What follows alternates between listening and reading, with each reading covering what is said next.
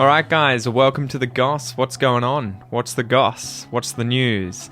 Today I sit down with my dad and we talk about what's going on in Australia as well as in other places in the world. The whole point of these episodes, guys, is to get us to talk about a range of different topics, as well as a bunch of different topics that are relevant to your life, that are in the news, that you can hopefully read about, learn about, and form your own opinions about these topics, and then go off and talk about them in your day-to-day life.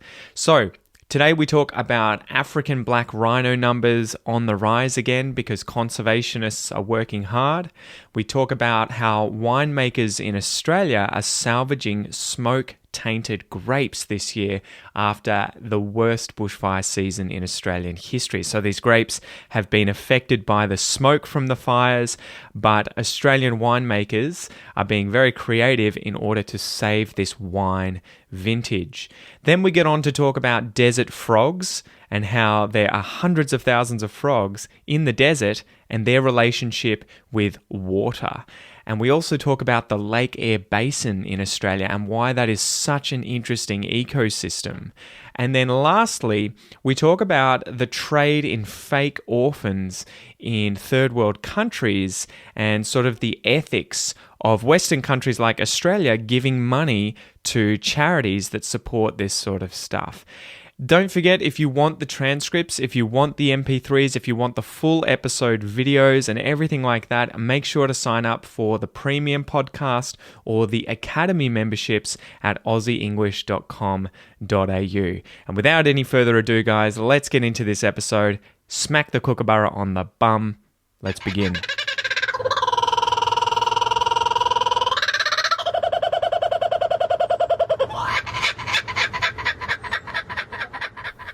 So African black rhino numbers are now on the rise after efforts from conservationists have paid off. That's southern black rhinos, having the northern black rhino gone extinct. Yeah, well, that's the sad aspect. But numbers have increased by nearly 800 over 6 years. Yeah. Had no idea that they had that kind of reproductive power. Yeah. Rhinos, man. Yeah. So annual growth rate of 2.5% from 2012 to 2018, and they've grown from 4,800 to 5,600. They were nearly driven to extinction by poaching, and to save the species, animals are being relocated from now established populations to new areas to increase the species range and also avoid interbreeding. But they're having trouble. I think they've moved 11 black rhinos to Kenya's Tsavo East National Park from Nairobi, but all 11 died because they were drinking salty water and a lion killed one. So poachers are targeting these for their horns, obviously, which are demanded in Asia, and the price will remain high whilst the demand's there. And poaching, though, is on the decrease. They killed 1,300 of them in 2015 and only 900 in 2018. So I guess as numbers increase, where do you put these animals, right? So even if they were to now explode the population, what do you do in terms of where to put them? Well, there's plenty of places now. This is speaking without any experience whatsoever because I've never been to East Africa. Black rhino conservation or in just the general environment in East Africa. But there's plenty of places that they used to be in that actually haven't changed. It's not like we have a human population boom that is suddenly building villages and towns in eastern Kenya or in Tanzania and so on that we're suddenly go, oh, sorry, we're going to move this town out of here and create more open range area for rhinos. So I think there are plenty of places where they used to be that they will still naturally increase.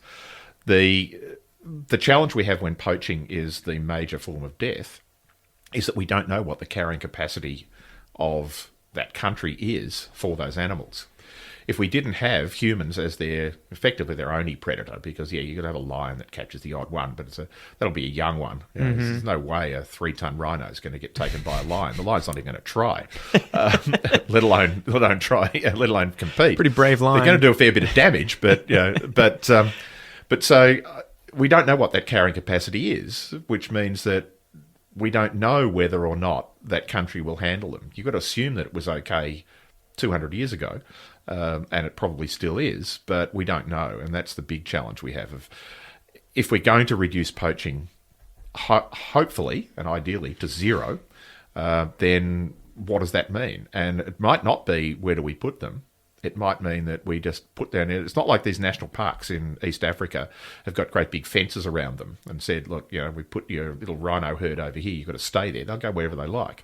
And so you don't tell rhinos what to do. Exactly. He's a pretty good wall that you've got to build. Have you been rhinos to the don't zoo? Swim very well, so putting a river in there is okay. But so I think we'll find a way of having that natural population control. If it's allowed to happen. But it's a complex issue because if we then start having, if we double the number of rhinos, does that have any effect on humans? Yeah. And if humans are the ones who are directly saying we're going to increase the number of rhinos, then they're doing it at the expense of other humans. Then you've got to start to question why. What's more important, a rhino's life or a human's life? It comes back, though, too, surely to finding an economic reason to have the rhinos. So you have to go to these countries and foster the economics of it, whether it's tourism or even if you were to, say, farm the rhinos, which is probably pretty controversial, but at least then you have a reason to keep them alive and money that can be spent maintaining their populations. And you would imagine if you were farming them, you could just chop the horns off when they're that's what drugged. One of the early strategies was for reducing poaching was... rangers were actually removing horns from rhinos so that people wouldn't be out shooting them because there's no reason to. But it's pretty annoying, isn't it? Because it's almost like putting bigger locks on your doors because there's heaps of thieves and the police just can't be screwed taking care of the thieves. Yeah. You kind of like... Exactly. But that was one of the strategies and apparently it worked reasonably well. So at least in the early stages, we were allowing those rhinos to get to reproductive age and reproducing rather than killing them off as soon as the horn was big enough. So there's a bunch of those things that are sitting in the background and challenges for it. But what was your original question?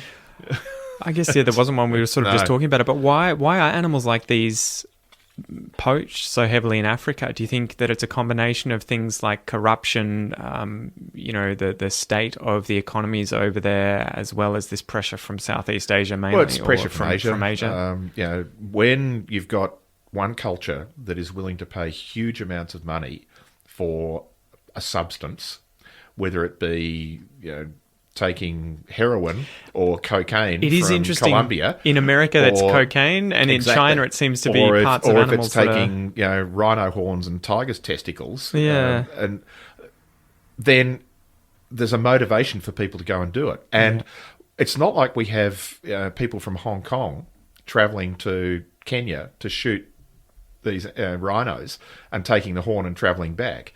It's local people in Kenya who are doing it. They have a social economic motivation to do it. These are people who are extremely poor, and if they can make money by doing something that's illegal, hell, we've got crime here. We have people who will break into houses and steal things. It's weird, isn't it? Because so, in Africa, I've heard that a lot of the time the poachers are actually the protectors of the animals when there's money to protect them. But when they lose their jobs, they turn to poaching because, hey, I need money to feed my family. Yeah, and guess what? And I know the animals. About the animals and where they are. Yeah, so it's almost like, make sure you pay the police or they'll start robbing you. Yeah. But do you think it's more effective to try and tackle this top down or bottom up? I think the only way it'll work is both. Yeah. So you try and lift up and give jobs to people in Africa and make it so that they don't have to rely on money from Asia to do this. But then you need to also educate people in Asia and suggest or show them that the damage it's doing and the fact that it's probably not helping you maintain an erection to do lines of not probably shredded up. There is absolutely zero. You might as well chew your own fingernails because guess what? It's the same stuff. Yeah. It's really sad, but I hope that we stop it eventually, but I think the tragic thing might be that you need to work out a way of working the rhinos into the economy. Yeah, you do. And there's a lot of that going on in certainly South Africa, Southern Africa and East Africa, not just the country South Africa. Yeah. In those countries where, and it's not just rhinos, it's elephants as well, where part of the solution is to remove the socio-economic motivation for people to commit those crimes. Yeah. And so there is tourism. Tourism is a huge industry in those areas, particularly in poor East African countries. Almost the only thing they have going for them is wealthy Western people wanting to pay a lot of money to go and see these animals. Yeah. So it is in their interest to do that. Well, until they get a shitload of mines set up to start stripping all of the uranium and iron and whatever else they have there under the soil, right? Yeah, exactly. I was talking to Kel about this recently, and I'm sure it'll interest a lot of the listeners.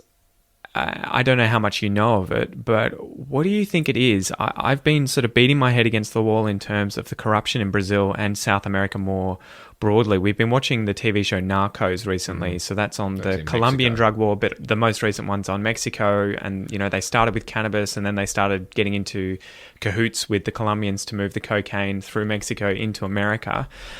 But sort of more broadly than that, why are these countries so corrupt when America and Canada are arguably, of the same age? They've come from very similar cultures that colonized those countries. They've had very similar histories in terms of the colonization. The same with even Australia and New Zealand. There've been, indigenous people here. There's lots of resources.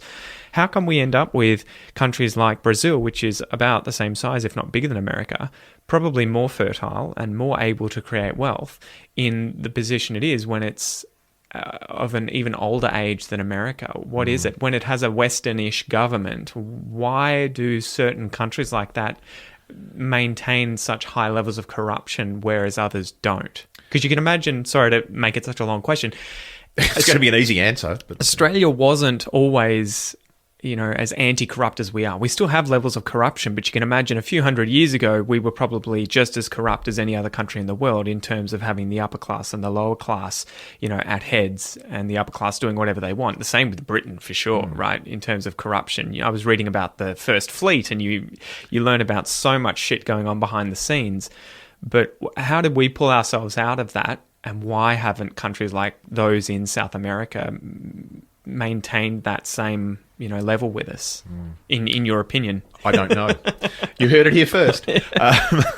Look, and that sounds like a flippant response, but obviously it's a highly complex anthropological question. I'm sure there are probably hundreds of PhDs that have been written by sociologists and anthropologists on this, and I haven't read any of them, so I don't know. Yeah. And it's a really difficult one to answer. You can't sort of nail anything, and we talked about this last week, so I've done a little bit of thinking about it, and I still haven't come up with an answer. But you can't even look at anything else that you would think might be other than purely socioeconomic. Poorer countries tend to be more corrupt. Yeah, on average. If you're a highly wealthy country where every one of your citizens is well off, and there aren't many of them, there's a few, then there's virtually no corruption. And you could put most of the countries that you've mentioned in there into that category. So when you have a large proportion of the population that are poor, there's more motivation on them to be involved in crime, and therefore there is more motivation for people who are wealthy to start running crime. And discriminate against the lower classes, right? Maybe discriminate against them, but also to manipulate them. Yeah. There aren't too many drug lords who are out shooting people in the street. They get other people to do it for them because they pay them a lot of money in comparison to what that person can earn as a cab driver in Bogota, in Colombia. Do you think some of the biggest issues are that the people in Australia, for instance, you could probably be born to one of the poorest families here, but the government effectively guarantees your right to get educated. Yes. And you can pull yourself out of that situation. And you got access to infrastructure. You can live in the poorest, most isolated place in Australia. There will still be roads in and out. Yeah. You will still have access to healthcare. In fact, if you need a doctor, they'll fly in for you. There will be schools that you're available for. Even if you can't get them, then there's the old school of the air where, back in the old days, you'd get on a radio and get your education from remotely from a teacher that way. So Australia and many other countries are effectively set up well for even the people who are their poorest. In developing countries, what we used to call back in the olden days, third world countries. I never understood what the second world was. That's what I was going to ask. We were first world and third. Where's the second? Yeah, the second was the sort of step to the first. But I think the step was either via corruption or whatever else. But those countries that have a significant proportion of their population being poor, I think that's one element to it. But there's almost nothing else, because you could look at Brazil has a highly sophisticated democratic system. It's one of the only countries in the world, like Australia, that has compulsory voting. Yeah. And so you look at it and go on that basis. Well, it's not an electoral system. It's not like their democracy doesn't work, but corrupt people tend to get elected. How are they getting elected? It's not the system that's the problem. Yeah. There are plenty of countries in the world where there isn't that sort of democracy, and corrupt people get into power purely just by demanding it. Well, I guess the easiest thing is to see how it continues, right? Because you get into a corrupt government, then there's going to be a lot of pressure on you to maintain that corruption, because you don't want to be the one that says, how about we start doing things the right way, because you'll be and killed. You're also probably got there by the fact that you're making a lot of money out of the corruption. So how did countries like Australia become or lose so much of that corruption? Were there things that we did in our past? Well, we did. If you look at one of your relatives and one of mine, William Bligh, who was the 5th, I think, governor of New South Wales. Yay! There we go. Another one of my books. Yeah. He was actually a relative. Yeah. Not directly. We're related to his wife. Ah, okay. But we're the same race as him. Same race as him. Yeah. He's English. We walk on 2 legs. That's it. He effectively got overthrown as the governor. Didn't he hide behind his bed and get dragged out? Yeah, allegedly. And who knows? In the early 19th century, there were newspapers. The victors write the history, right? Exactly. So you're always going to make the person look worse than they actually were. Apparently, he was dragged kicking and screaming out from under his bed where he'd been hiding. Yeah. And look, at the time, Government House was not this huge multi-story mansion with a brick wall around it and security guards. It was just a house on a hill with a front door. With a front door. And so you go knock on the door and say, come on, Will, you're out of here. Yeah. So he got overthrown. Yeah. And he was one of the more corrupt ones. Was that the Rum Rebellion? The Rum Rebellion. We could probably talk about this later. Oh, yeah, that's not news. But effectively, we could do another back in the colony, they were being paid in rum, right? Well, there was no money in the currency. The currency was grog, was booze. And it really wasn't rum drinks. as we understand it. No, watered down crap. Yeah. Basically, it was alcohol. It became, because you could make it really easily, and you could import stuff to make it really easy. You couldn't grow much of your own. But there was a shift in power, and so it was effectively a military coup. Yeah, which is the only one in our history, apparently. It is, yes. And so I think very early on, we had that situation of having either by stealth, as in just political manoeuvring, to get rid of people who were corrupt, or we had, in that one case, where Bligh got thrown out, literally dragged kicking and screaming out of under his bed and thrown out. And obviously that was, when we had, probably 10,000 people in Australia. I don't know what the actual numbers were. I'd be very surprised if it was more than 25,000 in what we now call Australia. So it really was a few people in, wealthy people and a few of the military just saying, look, this is ridiculous. So it's almost like you need it to have happened in the early stages. How do you, and look, I'll be completely political at the moment. How do you get rid of Donald Trump? Yeah. Yeah, because you shoot him, right? Yeah, well, and I'm not recommending crime as a solution. But what else do you do? But he didn't get the votes to get into where he got. He manipulated the system. Yeah, he got in by manipulating the system. And once you're in, it becomes that, and certainly in the United States, even in Australia, I think our current Prime Minister is incompetent. Yeah.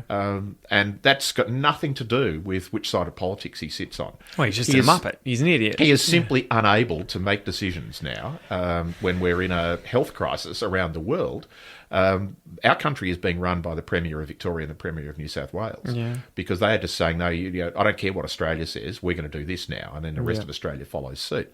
And that's a sad place to be in. But our Constitution has no way of, as a country, us getting rid of them. There's only one person in this country that can get rid of the Prime Minister. Governor-General. The Governor-General. And he's done it once. Yeah, Bit more history for you guys. Oh, yeah, we'll do that one day. And I lived through that. That was my Do you want to just drop the names quickly and the nutshell review of what happened? We'll do another episode on this one. But, look, in 1972, a Labor government had been elected, having been out of power for more than a decade. And they got elected on a whole lot of social reform that needed to happen. And their catch cry was, "It's time that we have to get in." And this was Gough Whitlam. This is Gough Whitlam, who was the leader of the opposition. He became the Prime Minister. Within 3 years, he had made a lot of those changes, huge changes, that many of which, like Medicare, universal healthcare for Australians. Was he the one who brought through free tertiary education for your generation? For my generation. Yeah, Dad and Mum went through university without paying I was a on dime. a scholarship, so I would have got it anyway. My generation went through. Anybody who had and it was competitive, so it wasn't just everybody went to university, which it effectively is now. But if you had the scores to get into what were effectively capped numbers in any course, you could go for free. And so that came in. He got us out of the Vietnam War. There's a whole bunch of those things. In the end, he was borrowing a lot of money from overseas to do it. And the opposition went to the Governor-General and said, "We don't believe that. We think this is unstable economically and we want to get rid of him." And the Governor-General agreed and sacked. You don't just sack the Prime Minister. He had permission, right, from the Queen. Effectively, he has to actually, by our Constitution, the Queen is our head of state. So the Queen is the one who sacked him, The really. Governor-General, who is no longer with us, the Queen still is, but the Queen gave him permission to do it. Now, it was his choice. The Queen is never going to say no. Yeah. She is literally the titular head. But there's been a few videos going around saying, Your Majesty, could you please help us in our current predicament and get rid of ScoMo? Get rid of ScoMo. You did it back then for nothing. Yeah. Could you do it now with the most incompetent Prime Minister arguably in history? That's right. So the Governor-General sacked the Parliament, or sacked the government, and he installed the Leader of the Opposition as the interim Prime Minister, and then immediately called an election. And what was the line from Gough Whitlam? May God save us. God save Australia. No, it was actually, may God save the Queen, because nothing will save the Governor-General. And in fact, he was right. The Governor-General became a pariah in our society very quickly. Yeah, that was a shit decision. Oh, it was. But anyway, back to corruption, I guess it is. Yeah, it is one of those difficult things. You need the people to rise up and change it, right? You do. And look, we spent some time in Ecuador a few years ago on a holiday, and speaking to people in Ecuador, they were very proud of their current, and I don't think he still is, I have to look it up, their current president, to the point where they changed the constitution. Ecuador used to have this rule that I think it was 2 sessions, but it was 10 years. You couldn't be president for more than 10 years. So this guy was previously president. He went off, and he was already very wealthy, so that in itself helps, that you don't need to be corrupt if you're already a squillionaire. And he went off to the United States, and he worked in the IT sector and blah, blah, blah. And he came back to Ecuador, and Ecuadorians effectively by popular vote changed the constitution. They held a referendum, they changed the constitution to change the law so that he could come back as president. And he did. But it was only for a little time, wasn't it, to fix a few things? He came back, and then he said, "Right, I'm done." Yeah, tapping out, and guys. he made some amazing social decisions and so on, and we can talk about that another time. This is about Australia, not Ecuador, but hello to all my Ecuadorian friends. But in discussing that with people around Ecuador, and they were very happy to talk about their politics at the time because it was working for them, they said that being the president of Ecuador is one of the riskiest jobs that you can possibly imagine, because more than half of them in the history of Ecuadorian politics, more than half of them have been unseated either by being assassinated or by being sacked. Yeah. And so in that case, we don't like what the president's doing, we just shoot him. And so there's many countries that happens in. I'd like to have a leader who doesn't want to be there. Who has the skills to be there, but ultimately doesn't want to stay there. And they don't want a lifetime leader. This is a big problem with the Roman Empire, right? That quite often the best emperors that they had were the ones that didn't really want the job or didn't want to maintain it, right? And they were like, all right, I'm going to hand it over after a certain amount of time. The worst ones were the ones that want to get hunted re-elected for it. Yeah. Next story I had, and we can probably turn this into 2 episodes because we're at 1 hour and 20 minutes. I've got a lot of good stories. I wanted to go through these. Winemakers have gotten really creative in Australia, and they're salvaging smoke-tainted grapes after the Australian bushfire. Did you see this story? I did, yeah. What a ripping story. Yeah, so disastrous wine vintage from 2019, 2020. It's been horrible because the wine grapes have been tainted by smoke from the huge amount of bushfires which have happened around a lot of the places that grow wine. So we've had many wine vines, completely burnt out. And those that weren't were smoke-tainted. And the smoke-affected wine tastes like an ashtray, effectively, for obvious reasons. So we had a winemaker named Mr. Cosned, who's trialing 3 different techniques. So he's been harvesting a few small batches of grapes, and he has these 3 sort of methods of harvesting: hand-picking, chilling, and whole bunch pressing, which quickly removes the smoke-infused skins. Then he has pressing, leaving the skins on for a long time, which ends up being the worst-case scenario. And the other one was machine harvesting. So the samples were all tested by a sensory panel to detect smoke taint, and the panel met weekly and sniffed something like 300 samples and marked them on a scale of 1 to 10. And they helped determine the best method. And the first method was the best one: hand harvesting white wine grapes, chilling them, and then a whole bunch pressing them. The only problem was that you're down 50% of your production in terms of how quickly you can do it. Yeah, but 50% or no percent. Yeah, that's the trade-off. Yeah, the trade-off is we can either just just churn these grapes back into the soil. G'day, mate. That was the first half of this episode of The Goss. If you would like to continue watching or continue listening to this episode, make sure that you sign up for the premium podcast or academy memberships at aussieenglish.com.au, where you will get full access to these entire episodes of this series and much, much more. You can go check that out using the links below, or just go to aussieenglish.com.au. Once again, thank you so much for joining me, mate, and I will see you next time. Peace.